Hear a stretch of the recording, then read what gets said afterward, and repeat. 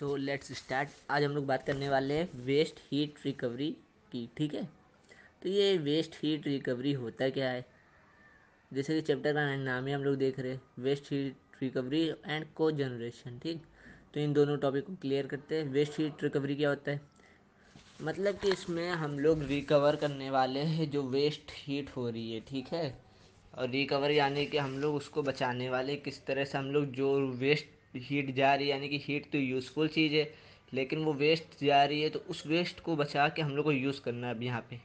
ठीक, तो जैसे कि हम लोग देखते हैं कि आजकल अगर हम लोग फ्यूल वगैरह बर्न वगैरह करते जलाते हैं, है ना, ईंधन वगैरह को अगर जलाते हैं या फिर कोई भी केमिकल प्रोसेस होती है, उससे जो ऊष्मा निकलती है उसे ऊष्मा को फिर से यूज़ कर लेना ही वेस्ट हीट रिकवरी कहलाता है। ठीक है, और जो ये ऊष्मा निकलती है वो अक्सर हम लोग देखते हैं कि जाती है इन्वायरमेंट में मिक्स हो जाती है, जिससे कोई उसका आगे का यूज़ ही नहीं होता है। लेकिन अगर हम लोग आर्थिक दृष्टि से देखें या इकोनॉमिकली तरीके से देखें तो इसका यूज़ हो सकता है, हम लोग कर सकते हैं इसका यूज़। ठीक है, तो यही चीज़ के बारे में हम लोग को जानना है और इसी को कहते हैं वेस्ट हीट रिकवरी। अब कितनी वेस्ट हीट जा रही है, तो इसके लिए एक फार्मूला है सिंपल सा, उससे हम लोग पता लगा सकते हैं कितनी जो हीट है वो वेस्ट जा रही है, मतलब बेकार चले जा रही है। और फार्मूला है Q is equal to V. Q यहाँ पे हीट है और V वॉल्यूम हो गया, इंटू रो डेंसिटी हो गई, इंटू CP। CP को क्या बोलते हैं अपना, वो शायद स्पेसिफिक प्रेशर पे, है ना, जो टेम्परेचर होता है स्पेसिफिक प्रेशर पे इसे बोलते हैं शायद। और होता है टी, यानी कि डेल्टा टी, जो टेम्परेचर डिफरेंस आया। तो फार्मूला क्या बना हम लोग का, Q is equal to V P, Q is equal to V rho C P delta T. ठीक है, फिर से Q is equal to V यानी वॉल्यूम, रो डेंसिटी घनत्व, और C P into delta T. ठीक है, तो ये फार्मूला हो गया हम लोग का। अब हम लोग आगे चलते हैं। इसके तीन टाइप होते हैं, तीन तरह के, मतलब वेस्ट हीट रिकवरी मतलब हम लोग कर सकते हैं तीन तरह की हीट का। कौन कौन सी वो हीट है, एक हाई टेम्परेचर हीट रिकवरी, यानी कि जो बहुत ज़्यादा टेम्परेचर पे हीट का वेस्ट हो, मतलब बेकार निकल रही है, उसका हम लोग यूज़ कर सकते हैं। एक मीडियम होता है जो कि बीच के तापमान पे होता है, मतलब कि जो हाई टेम्परेचर उससे थोड़ा कम। ठीक, और एक हम लोग बात करेंगे लो टेम्परेचर, यानी कि जो कम टेम्परेचर का मतलब लॉस्ट होता है, उसको कैसे रिकवर कर सकते हैं। ठीक है, इसमें तीन टाइप के होते हैं। अब तीन टाइप में से अगर मैं हाई टेम्परेचर की बात करूँ कि हीट को कैसे रिवर वो कहाँ पे हाई टेम्परेचर का लॉस्ट होता है, ठीक है, तो ये निकल रिफाइनिंग फर्नेस वगैरह होती है, वहाँ पे 1370 से लेके 1600 1650 तक की वेस्ट जो मतलब हीट होती है वो बेकार जाती है, मतलब एटमॉस्फेयर में चले जाती है इतनी। ठीक, और क्या, एक एल्यूमिनियम रिफाइनिंग फर्नेस जिसमें 650 से लेके 760 तक डिग्री सेल्सियस तक मतलब हीट जो है वो वेस्ट होती है, मतलब उसको हम लोग रिकवर करके यूज़ कर सकते हैं क्योंकि इतनी हीट बहुत होती है। ठीक है, और कहाँ बेकार जाती है, जिंक रिफाइनिंग फर्नेस में। वहाँ पे क्या होता है कि 760 से लेके, यानी कि 760 से लेके 1100 डिग्री सेल्सियस तक की हीट जो होती है वो हम लोग मतलब पा रिकवर कर सकते हैं, इतना इतना हाई टेम्परेचर। ठीक है, अब हम लोग मीडियम में बात है, तो मीडियम वाला जो लॉस्ट होता है, यानी कि जो टेम्परेचर का लॉस्ट होता है हीट का, उसमें जो मतलब कि यूज़ करने के बाद इतना तापमान बेकार जाता है, वो कितना तापमान है मीडियम वाले में देखते हैं। ठीक है, तो इसमें स्टीम बॉयलर एग्जॉस्ट में, मतलब कि जो भाप वाली मशीन वगैरह होती है उसमें कितना टेम्परेचर का हम लोग मतलब बेकार जाता है जिसका हम लोग यूज़ कर सकते हैं, वो है 230 से लेके 480 तक। इसी तरह एक गैस टरबाइन एग्जॉस्ट है जिसमें मतलब गैस टरबाइन को रोटेट करने के लिए गैस का इस्तेमाल कर, तो जो गैस वेस्ट जाती है बेकार जाती है एग्जॉस्ट से, यानी कि बाहर निकलने वाली जो चीज़ होती है उसको एग्जॉस्ट बोलते हैं, जहाँ से गैस बाहर निकल जाती है सारी एटमॉस्फेयर में। तो जो निकलती है वो कितने डिग्री पे निकलती है, 370 से लेके 540 डिग्री सेल्सियस तक। इसका भी हम लोग यूज़ करके कुछ ना कुछ तो कर ही सकते हैं। ठीक है, तो यही हम लोग कुछ ना कुछ वही हीट जो बेकार जा रही है उसी को रिकवर करके कुछ ना कुछ करने की पूरी जो स्टेप प्रोसेस है वही हीट वेस्ट हीट रिकवरी कहलाता है। ठीक, अब हम लोग बात कर लेते हैं लो टेम्परेचर हीट रिकवरी का। ठीक है, जो कम तापमान का हीट रिकवर कर सकते हैं हम लोग, तो ये हम लोग इस्तेमाल कर सकते हैं प्रोसेस स्टीम कंडेंसेट में।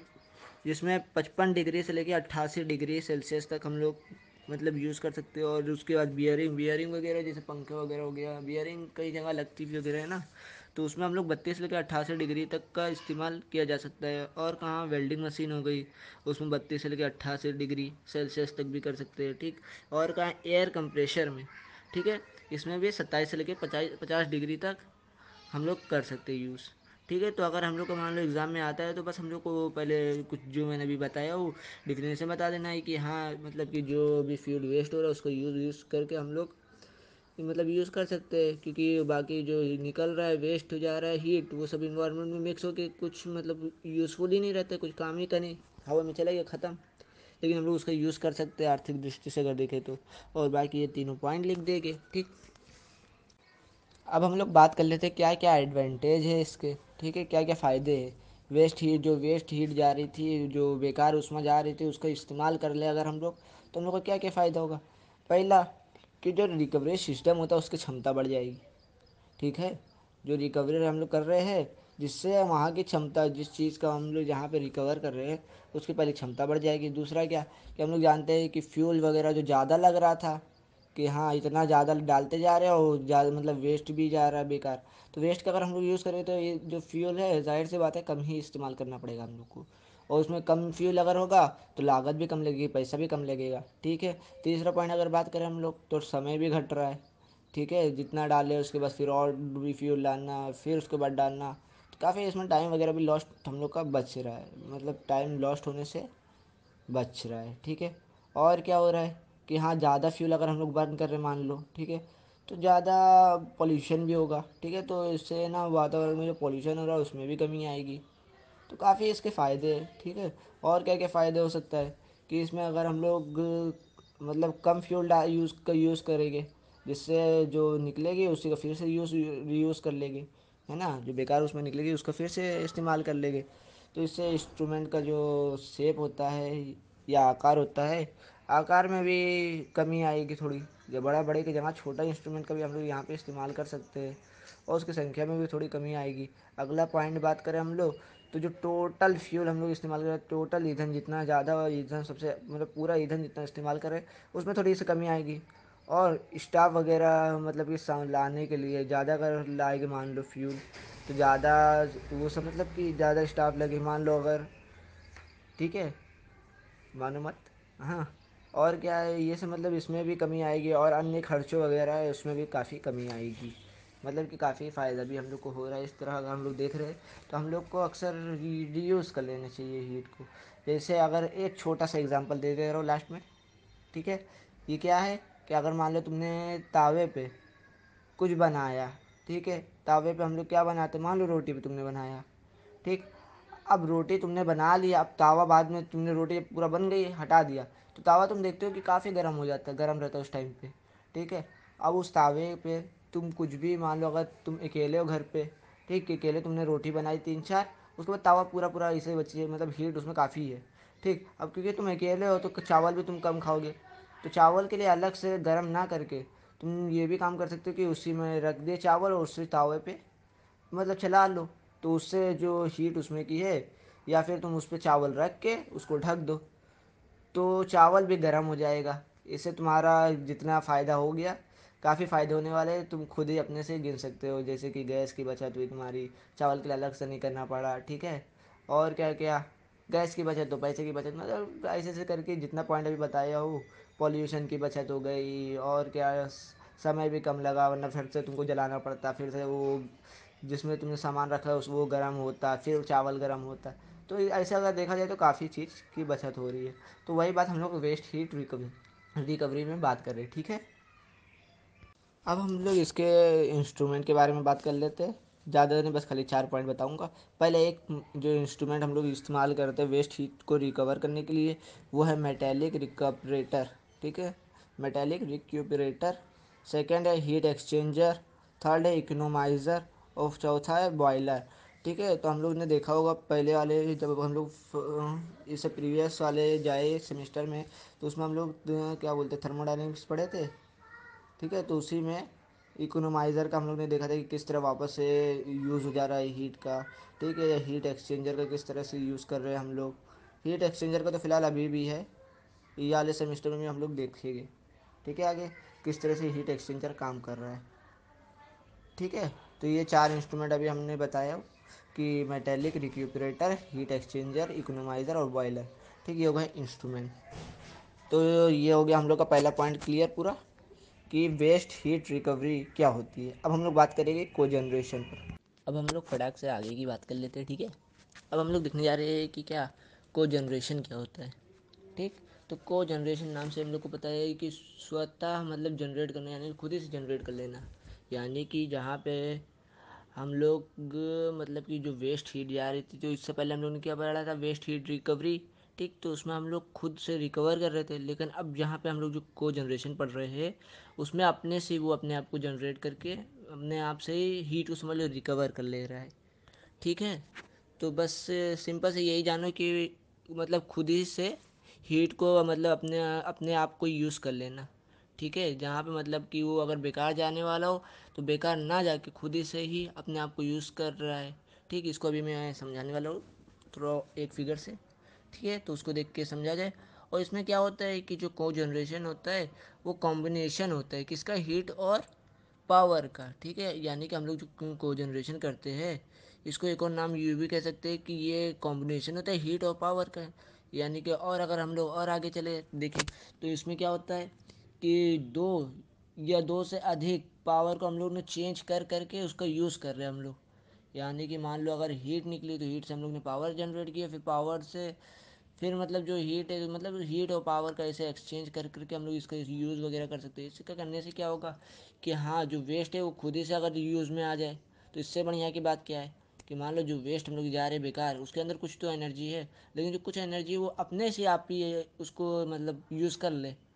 तो यही चीज़ को हम लोग पढ़ने वाले हैं को जनरेशन में। ठीक है, अब हम लोग बात कर लेते हैं इसके कौन कौन से कंपोनेंट का हम लोग यूज़ करते हैं इसमें, को जनरेशन में को क्या क्या कंपोनेंट होते हैं। तो जो मेन कंपोनेंट का मैंने एक फिगर भेजा वो लाइन से, तो वो सब मतलब इसी के कंपोनेंट समझ लो। ठीक है, कि क्या क्या क्या कंपोनेंट यूज़ करते हैं हम लोग को जनरेशन में। तो पहला प्राइम मूवर का। ठीक है, ये प्राइम मूवर क्या होता है, ये डायरेक्ट समझ लो अल्टरनेटर से ज्वाइन होता है जो कि अल्टरनेटर को घुमाने का काम करता है। ठीक है, या यूँ कह लो जनरेटर को, इलेक्ट्रिक जनरेटर। ठीक, आगे अगर हम लोग देखें फ्यूल सिस्टम हो गया, फिर उसके बाद कौन सा है हम लोग का जनरेटर हो गया। जनरेटर सब जानते हैं इलेक्ट्रिसिटी को जनरेट करने के काम आता है। ठीक है, बिजली को बनाने का। उसके बाद आगे अगर हम लोग देखें तो क्या है, हीट रिकवरी सिस्टम। ठीक है, ये मतलब बस खाली ये क्या काम करता है, जो लोकोमोटिव वगैरह इंजन है उसमें हीट को मतलब यूज़ करने का काम करते हैं वापस से। ठीक है, और क्या आगे कूलिंग सिस्टम। ठीक, और क्या है कि मतलब combustion and ventilation air system. इसका यूज़ मतलब सप्लाई, ये जो क्लीन एयर है यानी कि साफ़ हवा को सप्लाई करने का काम होता है। ठीक है, क्लीन एयर को सप्लाई करने का। आगे अगर हम लोग अगला पॉइंट देखें, कंट्रोल सिस्टम। कंट्रोल सिस्टम पूरे सिस्टम को कंट्रोल करने के लिए, सिक्योर करने के लिए ऑपरेशन को करते हैं हम लोग।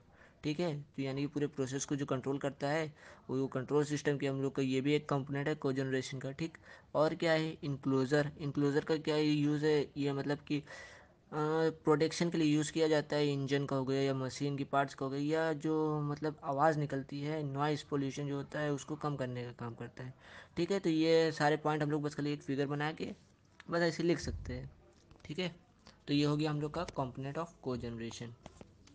टाइप से पहले हम लोग बात कर लेते हैं कि को जनरेशन हम लोग करते कैसे, यानी कि स्वतः जो जनरेट कर ले रहे हैं हम लोग किस तरह करते हैं। इसका बस एक एग्जांपल देके समझा दे रहा हूँ कि हाँ समझ में आ जाए कि कैसे वो यूज़ हो सकता है। ठीक, जैसे हम लोग ने पहले पढ़ा था क्या किया, चलो पढ़े नहीं तो कोई बात नहीं, ये अभी देखते।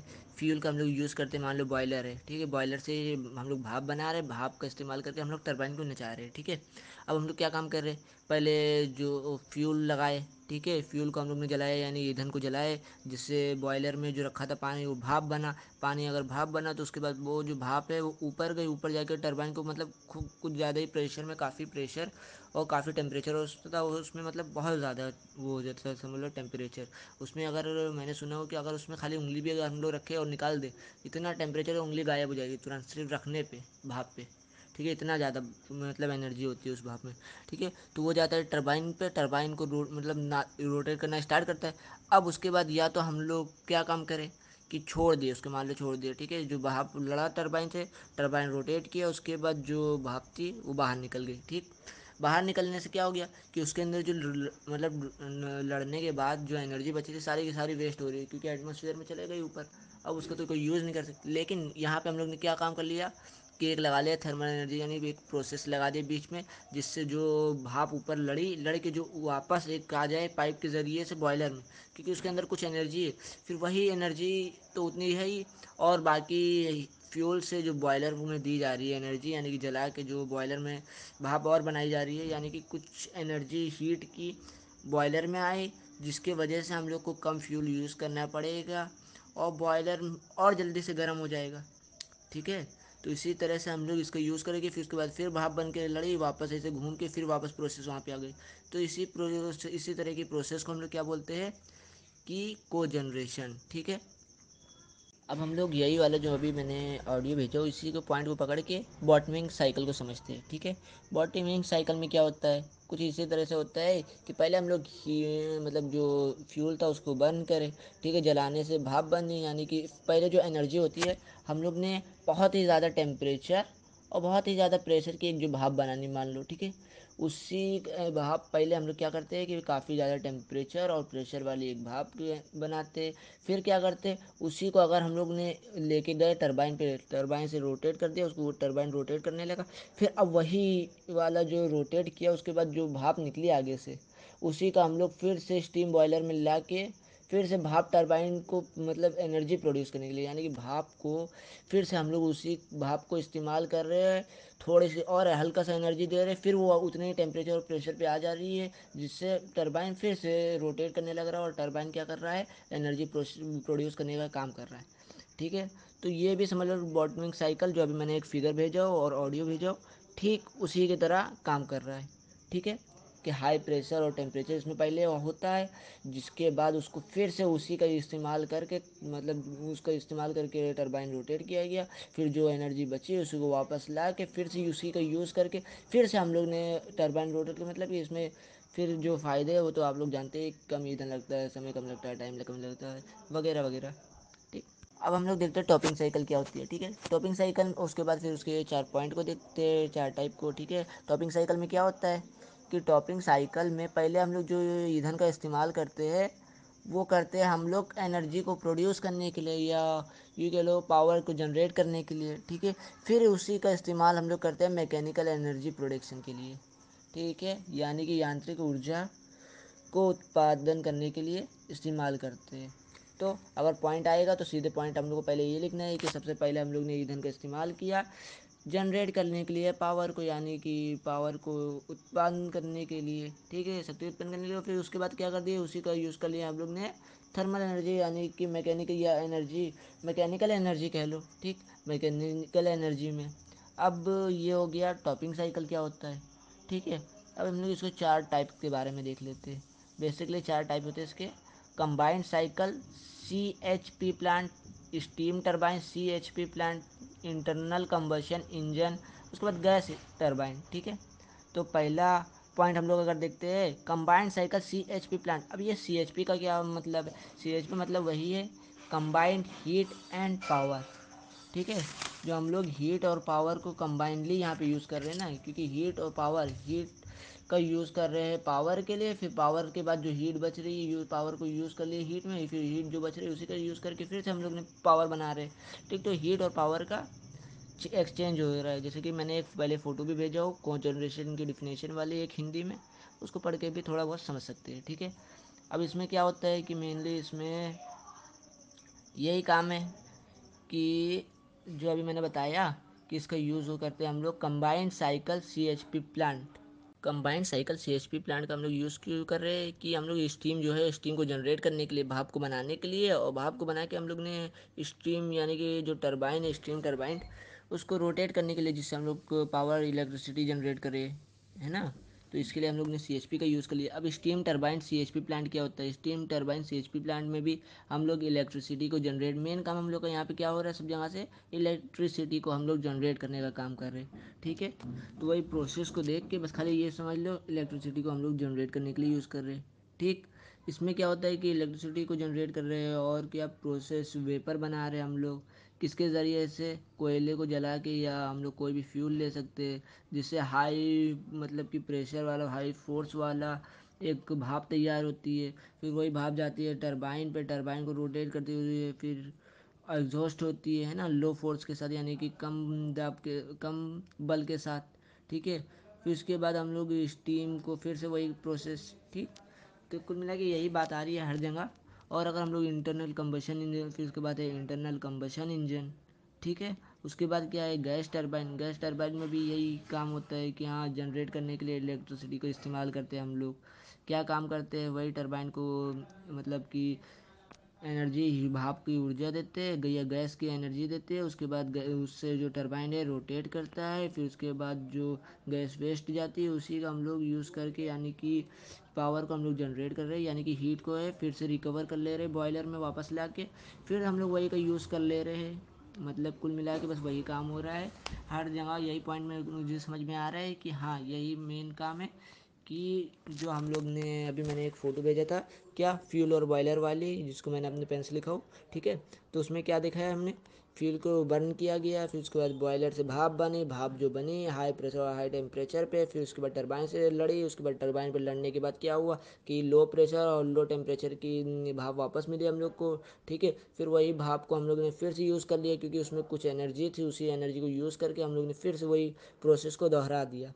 ठीक है, तो मेन काम यही समझना है हम लोग को। उसके बाद ये पॉइंट्स वगैरह को लिख देना है। अभी मैं फ़ोटो भी प्रोवाइड कर रहा हूँ, उसको भी देख के समझना है। ठीक है, अब हम लोग इसकी ज़रूरत के लिए बात कर लेते हैं लास्ट टॉपिक पे कि हाँ, हम लोग को क्यों नीड है को जनरेशन प्लांट की। ठीक है, कि स्वतः खुद से एनर्जी जनरेट वाले प्लांट की हम लोग को क्यों ज़रूरत है।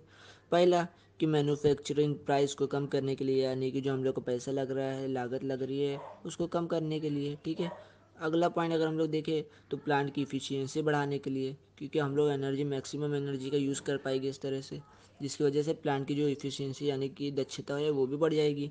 फिर हम लोग बात करते हैं किस लिए यूज़ करते हैं, तो हम लोग इससे जो पॉल्यूशन वगैरह होता है उसको कम करने के लिए भी कर सकते हैं। ठीक है, जैसे सल्फर कार्बन डाइऑक्साइड जो निकल रहा है, ग्रीन हाउस इफेक्ट, जो ग्रीन हाउस पर जो प्रभाव डाल रहा है ना, वो थोड़ा कम हो जाएगा इस वजह से। ठीक है, ये भी अगला पॉइंट हम लोग लिख सकते हैं, या और लिख सकते हैं कि खर्चा कम होगा इससे। बाकी सब पॉइंट्स हैं जो अभी तक हम लोग ने जितना जाना है, खुद से बना बना के भी हम लोग लिख सकते हैं। ठीक है, तो उसमें कोई दिक्कत नहीं होनी चाहिए कि हाँ, कहाँ कहाँ इस्तेमाल करते हैं, किस तरह से इस्तेमाल करते हैं। ठीक है, काफ़ी इसके जो इलेक्ट्रिसिटी, जैसे अगर मान लो हम लोग एक और पॉइंट अगर बता दूँ मैं, तो बहुत सी जगह पे जैसे मान लो अगर हम लोग बिजली बना रहे हैं, बिजली बनाने में अगर ज़्यादा एनर्जी ख़त्म होगी, ठीक है, मान लो ज़्यादा एनर्जी पहले अगर हम लोग न कोई जनरेशन का इस्तेमाल ना कर रहे हो, तो हम लोग को ज़्यादा एनर्जी लगेगी। ठीक है, ज़्यादा एनर्जी लगेगी, यानी तो हम लोग को हर जगह इलेक्ट्रिसिटी बार बार कट ऑफ करना पड़ेगा, यानी कि इलेक्ट्रिसिटी बार बार कट होगी। जिससे क्या होगा, बार बार अगर कट होगी तो बार बार लाइट चले जा रही है, पता चल रहा है। ठीक है, तो यानी कि हम लोग अगर कम एनर्जी का यूज़ करके ज़्यादा प्रोडक्शन कर ले रहे हैं मान लो, ठीक है, तो हम लोग को इलेक्ट्रिसिटी भी बराबर टाइम पे मिल सकेगी, है ना। और इसमें टाइम भी प्रोसेस में कम लगता है बार बार, यानी कि ज़्यादा लंबा प्रोसेस होगा, ज़्यादा फ्यूल होगा तो उसमें टाइम ज़्यादा लगेगा, और उसमें टाइम भी कम लग रहा, पैसा भी कम लग रहा, फ्यूल भी कम। इस तरह से और भी पॉइंट हम लोग बना के लिख सकते हैं इसमें, तो इसमें कोई प्रॉब्लम नहीं होना चाहिए। ठीक है, इसका इस्तेमाल हम लोग कहाँ करते हैं, ये सब चीज़ का इस्तेमाल हम लोग शुगर मिल वगैरह हो गया, या स्टील फैक्ट्री हो गई, या कांच की फैक्ट्रीज वगैरह हो गई, तो वहाँ सब और भी बाकी जगह है, वहाँ सब हम लोग इसका इस्तेमाल कर सकते हैं। और कहाँ इस्तेमाल कर सकते हैं, अगले पॉइंट में ये भी कह सकते हैं कि हाँ, इसका इस्तेमाल बिल्डिंग हो गया, हॉस्पिटल हो गया, होटल्स वगैरह, यहाँ सब इस्तेमाल कर सकते हैं। या इसी जगह पे जहाँ पे लगातार काम मतलब लंबे समय तक होता रहा प्रचलन ये काम, वहाँ पे हम लोग इसका इस्तेमाल कर सकते हैं। ठीक है, तो ये सब पॉइंट्स हो गए।